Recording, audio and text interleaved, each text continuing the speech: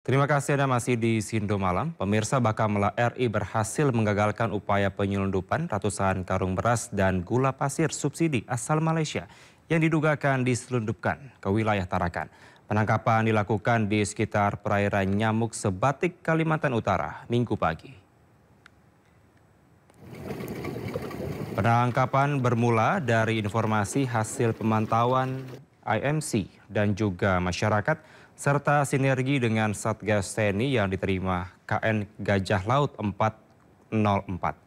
Mendengar adanya dugaan aktivitas penyelundupan barang pokok bersubsidi, Bakamla pun langsung bergerak cepat melakukan pengejaran dan pemeriksaan. Tim Visit Board Search and Rescue Seizure atau VBBS diterjunkan dan berhasil menghentikan sebuah kapal kayu dengan nama KM Lintas Samudra 07. Saat dilakukan pemeriksaan, tim menemukan sebanyak 500 karung beras dengan total sekitar 5 ton serta 400 pek gula besar atau seberat 14,6 ton yang tidak disertai dokumen resmi. Komandan KN Gajah Laut 404 pun memerintahkan KM Lintas Samudra 07 beserta seluruh barang bukti ditarik menuju Tarakan untuk pemeriksaan dan penyelidikan lebih lanjut.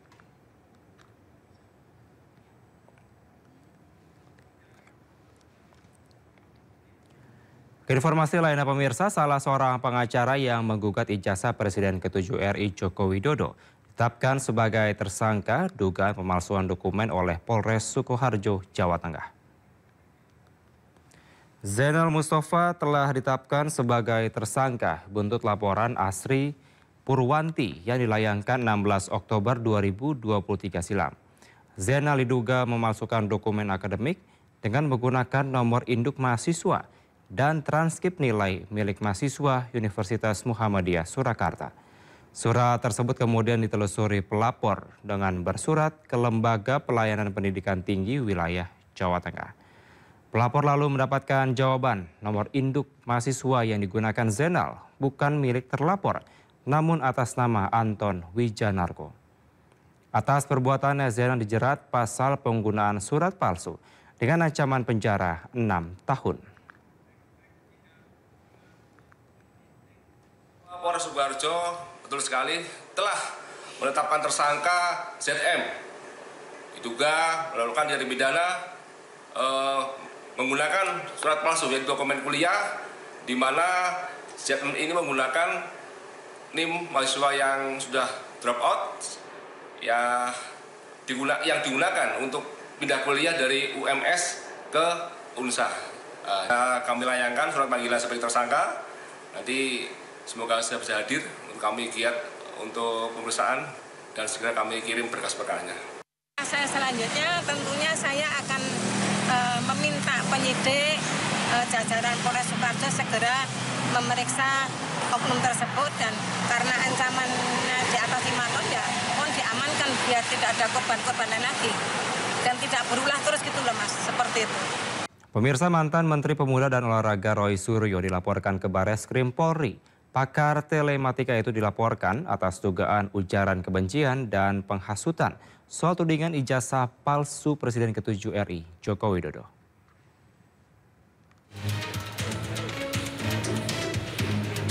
Perhimpunan Advokat Pradi Bersatu melaporkan sejumlah pihak ke Bareskrim Polri atas dugaan ujaran kebencian dan penghasutan soal tudingan ijazah palsu Presiden RI ke-7 Joko Widodo. Pelaporan dilakukan pada Kamis sore oleh tim Advocate Public Defender yang dibentuk oleh Pradi Bersatu. Adapun 3 orang yang dilaporkan dalam kasus ini diantaranya mantan Menteri Pemuda dan Olahraga Roy Suryo, Dr. Tifazia Tiasuma, dan ahli digital forensik Risman Syanipar. Tapi kan kita juga punya dalil bahwa apa yang dituduhkan itu kan tidak berdasar dalam pengertian itu kan secara hukum harus dibuktikan dulu di pengadilan apakah barang ini palsu atau tidak. Jadi tidak bisa semena-mena mengatakan bahwa itu palsu sebelum putusan pengadilan. Nah itu sebabnya kita melaporkan ketiga oknum ini, ya, karena kita melihat bahwa perbuatan mereka itu kan sudah menyatakan permusuhan, kemudian kebencian, kemudian penghinaan kepada masyarakat luas. Padahal apa yang dituduhkan itu kan belum tentu benar. Salah satu terlapor, Rismond Syanipar yang merupakan ahli digital forensik menyampaikan, pelaporan dirinya ke polisi merupakan risiko perjuangan untuk mengungkap kebenaran. Itu sudah bagian dari perjuangan, ya Bang ya. Bagian dari perjuangan dan risiko yang sudah dikalkulasi. Kalau kita mengungkapkan kebenaran ilmiah, pasti banyak pihak-pihak yang tidak terima, ya Bang ya. Jadi itu kita sedang konsultasi ke tim pengacara, ya. Apakah kita nanti akan lapor balik atau tidak itu? Ya karena bagi kami kebenaran ilmiah itu mendewasakan dan mencerdaskan bangsa justru tanpa narasi-narasi yang dikarang-karang. Dan temuan kami atau kajian ilmiah kami itu bisa diverifikasi oleh ahli lain, baik di dalam maupun di luar negeri. Jadi laporan tersebut juga harusnya dengan dasar ilmiah. Sebelumnya, Roy Suryo CS menjadi sorotan atas tudingan ijazah palsu Presiden RI ke-7 Joko Widodo. Mereka dilaporkan atas dasar pasal penghinaan, penghasutan, dan atau membuat kegaduhan. Dari Jakarta, Tim Liputan iNews melaporkan. Pemirsa, Presiden Prabowo Subianto merespons dan menghormati 8 tuntutan Forum Purnawirawan Prajurit TNI. Melalui penasehat khusus Presiden Bidang Politik dan Keamanan Wiranto, permintaan itu telah sampai ke tangan Presiden dan tengah dipelajari dengan seksama.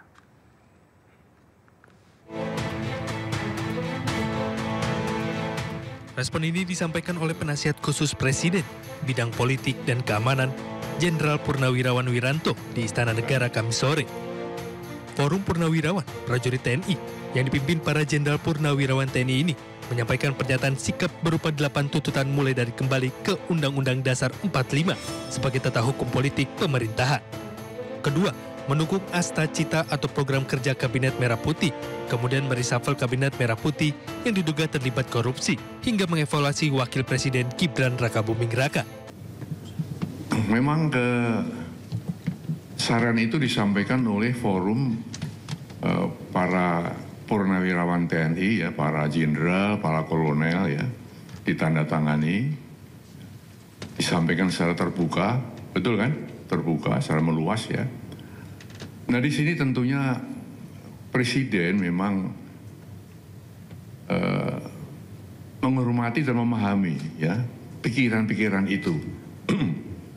Karena kita tahu beliau dan para purnawirawan satu alma mater, ya, satu perjuangan, satu pengabdian, dan tentu punya sikap moral yang sama, ya, dengan jiwa sabta marga, ya, dan sebuah prajurit itu. Ya. Oleh karena itu beliau memahami itu. Ya. Namun tentunya Presiden sebagai kepala negara, kepala pemerintahan, Panglima tertinggi TNI, tidak bisa serta-merta menjawab itu. Spontan menjawab tidak bisa, karena apa? Beberapa alasan, ya. Yang pertama, kan beliau perlu mempelajari dulu, ya, isi dari statement itu, isi dari usulan-usulan itu. Dipelajari satu persatu, karena itu masalah-masalah yang tidak ringan, ya, masalah yang sangat fundamental, ya. Pernyataan sikap 8 tuntutan Forum Purnawirawan Prajurit TNI ditandatangani oleh para mantan petinggi TNI mulai dari Jenderal Purnawirawan Fahrul Razi, Jenderal Purnawirawan Tiasno Sudarto, Laksamana TNI Purnawirawan Slamet Subianto, Marsekal TNI Purnawirawan Hanafi Asnan, dan mantan Wakil Presiden ke-6 RI Jenderal TNI Purnawirawan Trisutrisno. Tim Liputan iNews melaporkan. Pemirsa, polemik 8 tuntutan Forum Purnawirawan Prajurit TNI, salah satunya terkait usulan mengganti Wakil Presiden Gibran Rakabuming Raka, mengundang reaksi beberapa petinggi partai politik dari Koalisi Indonesia Maju.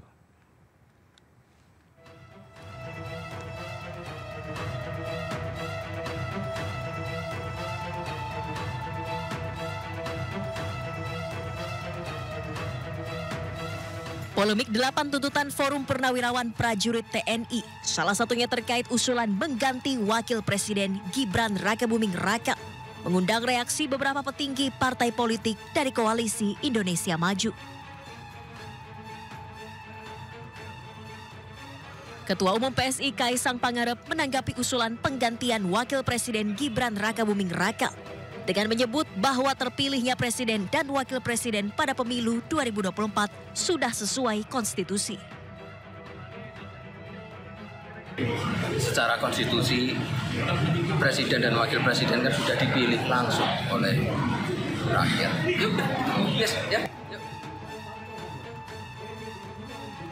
Sementara itu, Ketua Umum Partai Hanura Usman Sabtaodang menegaskan partainya mendukung pemerintahan Presiden Prabowo Subianto karena presiden dan wakil presiden terpilih secara konstitusional. Karena kita berdasarkan konstitusional. Betul?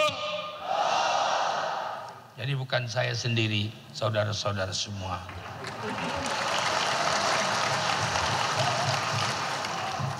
Kita menyadari, kita tahu situasi, kita tahu segala-galanya. Kita tahu siapa yang bermain, kita tahu siapa yang mengadu domba, kita tahu siapa yang menginginkan sesuatu dengan mudah, kita tahu semuanya. Wakil Ketua Umum Golkar Idrus Marham juga memberikan tanggapan terhadap hal tersebut. Idrus mengajak masyarakat agar tidak terpancing dengan tuntutan tersebut dan tidak perlu menguras energi membicarakan tuntutan yang bisa mengganggu persatuan dan kesatuan bangsa. Ya udahlah, jangan kita terpancing olah-mengolah yang justru menimbulkan masalah-masalah yang justru merugikan bangsa kita sendiri. Ya kapan pemerintah ini melakukan gerakan pembangunan Astacita itu kalau misalkan selalu hanya menghabiskan energi pada respon terhadap olah-mengolah itu. Tim Liputan iNews melaporkan. Pemirsa, pasca adanya peristiwa pembakaran 3 mobil polisi di kawasan Harjamukti, Cimanggis, Kota Depok, Gubernur Jawa Barat Deddy Mulyadi menyebut negara harus melawan tindakan premanisme. Namun akibat ucapannya tersebut, pimpinan Ormas GRIP mengultimatum orang nomor 1 Jawa Barat itu. Premanisme harus semakin susut bila perlu sampai nol. Pasca adanya peristiwa pembakaran 3 mobil polisi di kawasan Harjamukti, Cimanggis, Kota Depok, Gubernur Jawa Barat Deddy Mulyadi menyebut negara harus melawan tindakan premanisme bila perlu sampai nol. Deddy Mulyadi juga telah berpesan kepada warga di lokasi untuk tidak membuat kegaduhan serta harus menjunjung tinggi adat istiadat. Dan dipastikan juga bahwa premanisme harus semakin susut bila perlu sampai nol. Zero premanisme, dan kita tidak bisa melakukan kebijakan itu sekaligus hilang karena tantangan pembangunan ini berat. Manusia sudah multicultural di Depok ini, kemudian jumlah manusianya banyak, ada yang punya KTP Depok dan banyak yang tidak punya KTP Depok, kemudian ada yang punya rumah, ada yang tidak punya rumah, dan kita mencari solusinya. Dengan saya tadi sudah titip pesan pada warga yang di sana, pokoknya di sini tidak boleh bikin kegaduhan, tidak boleh bikin hal-hal yang bersifat rusuh. Harus menjunjung tinggi adat dan istiadat masyarakat Jawa Barat yang mengedepankan semangat sili asasi. Sementara juru bicara Organisasi Kemasyarakatan Gerakan Rakyat Indonesia Bersatu atau GRIP menyebut ucapan Gubernur Deddy Mulyadi bisa menyebabkan konflik di masyarakat dan mengultimatum Gubernur Jawa Barat tersebut untuk tidak bermasalah dengan ormas pimpinan Hercules itu. Kang Deddy, pesan ketua umum kami, ya, kami tidak pernah ganggu Anda, ormas kami juga tidak pernah ganggu Anda. Jadi jangan ganggu ormas dan jangan ganggu kami. Ini warning, peringatan agar jangan terjadi kekacauan karena Anda penyebab. Kami sudah sampaikan, GRIP ini mandiri. Sejak zaman dulu sudah ada kejahatan. Kalau pribadi melakukan kejahatan, proses secara pribadi. Kalau kelembagaan kami yang salah, proses secara kelembagaan. Dan kalau Anda juga salah menimbulkan konflik, Anda juga proses. Meski demikian, Deddy Mulyadi juga menyebut dirinya sebagai gubernur hanya melihat dari sisi sosialnya. Selebihnya jika memang ada campur tangan dari ormas tertentu, maka hal tersebut merupakan tugas dari Satuan Tugas Gabungan TNI dan Polri. Dari Depok, Jawa Barat, Iyung Rizky, iNews melaporkan. Sementara pemirsa, Danjen Kopassus Mayor Jenderal TNI John Afrianti meminta maaf kepada publik dan satuan ihwal adanya sejumlah anggota berfoto dengan Ketua Umum Ormas GRIP Hercules. Selain itu, dia akan melakukan perbaikan kepada anggotanya.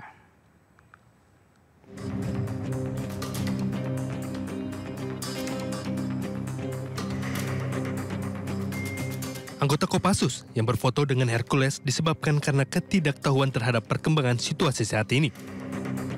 Danjen Kopassus TNI Angkatan Darat, Mayor Jenderal John Afriandi, akan memberikan wawasan lebih banyak kepada anggotanya agar introspeksi diri saat berhubungan dengan masyarakat. Anggota yang berfoto dengan Hercules tidak memikirkan dampak negatif dari tindakan tersebut. Kami mohon maaf, akan tetapi kami yakinkan kami akan melakukan perbaikan. Anggota kami mungkin kurang mendapatkan informasi, sehingga kami akan memperbaiki diri. Sementara belum ada tanggapan dari Mabes TNI terkait adanya anggota Kopassus yang berfoto dengan Hercules. Tim Liputan iNews melaporkan. Pemirsa, Gubernur Jawa Barat Deddy Mulyadi kembali mencuri perhatian publik. Ia berencana mengatasi persoalan kenakalan remaja dengan menerapkan pola militer seperti yang diterapkan oleh Tiongkok.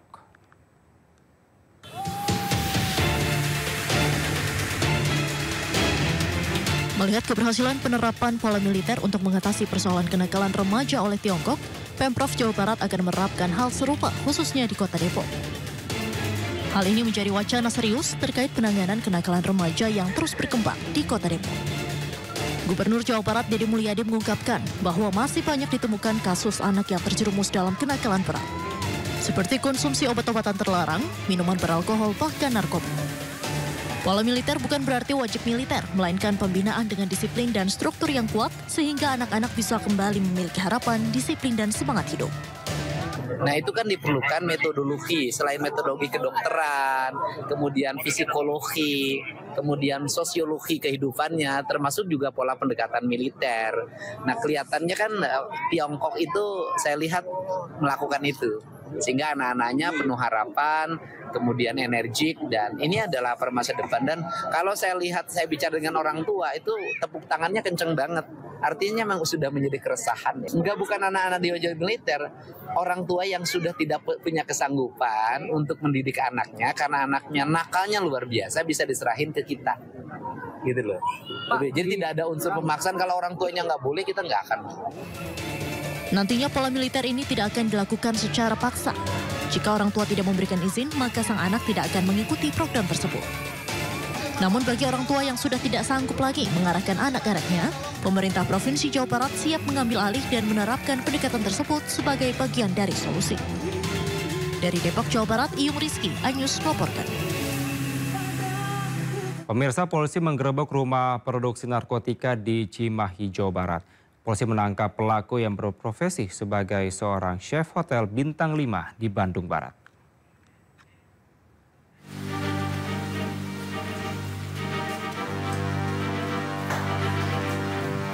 Inilah detik-detik penangkapan terhadap seorang pelaku pengedar dan produksi tembakau sintetis di salah satu rumah di Jalan Cisangkan Hilir, Kelurahan Padasuka, Kecamatan Cimahi Tengah.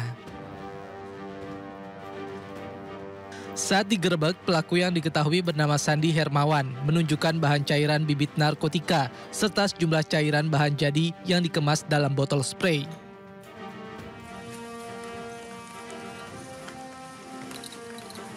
Sandi bersama dua orang pelaku lainnya yaitu Dimas Arya Pratama dan Muhammad Rafli ikut diciduk dan berhasil dikembangkan oleh polisi.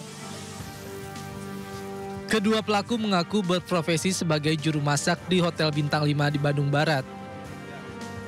Rumah ini diduga dan berhasil diungkap oleh Narkoba Polres Cimahi yang digunakan sebagai home industry.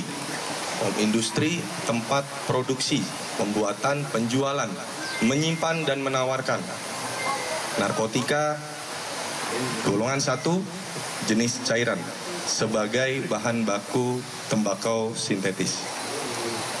Baik, saat ini bisa dilihat bahwa Sat Narkoba berhasil mengamankan 3 orang berinisial SH, MR, dan DAP.